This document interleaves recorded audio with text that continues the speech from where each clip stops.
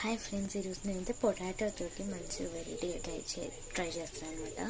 ఒక potato size వచ్చేసి ఇంత ఉండాలన్నమాట. ఇలాగా ఇంత ఉండాలి. ఇప్పుడు ప్రాసెస్లోకి వెళ్ళిపోదాం.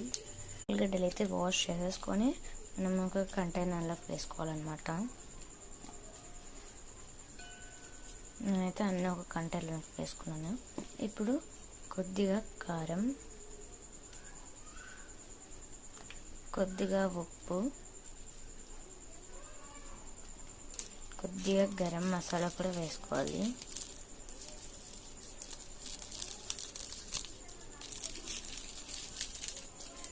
అంతే అన్నమాట. మనం మొత్తం మిక్స్ చేసేద్దాం. ఇలాగ మనం మ్యాగ్నేట్ చేసుకోవాలన్నమాట. ఇలాగా మొత్తం పీసెస్కి పట్టేటట్టు. ఇప్పుడైతే మనం స్టవ్ ముట్టించుకుంటున్నాం. ఒక ప్యాన్ పెట్టుకోవాలన్నమాట.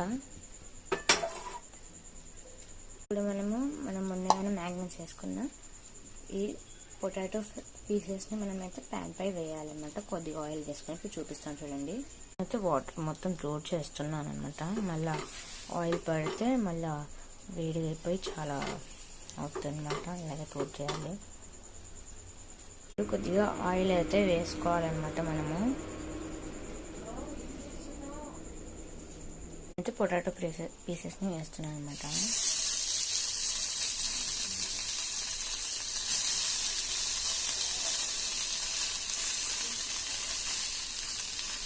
చాలా భయం వేస్తుంది అనమాట నాకైతే.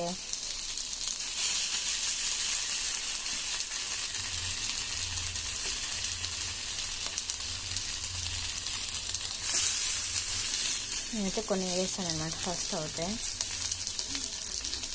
అది తిప్పేయాలన్నమాట.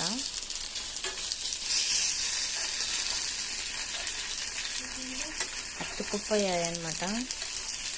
మీరైతే జర అప్పుడే తీసేసేయాలన్నమాట.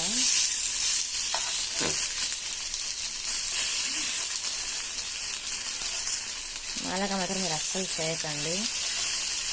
నేనైతే మంచిగా ఫ్రై చేయాలన్నమాట. దీన్ని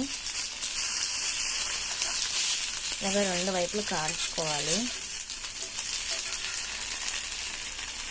ఇది మినిమం సన్నగా కోస్తే బెటర్.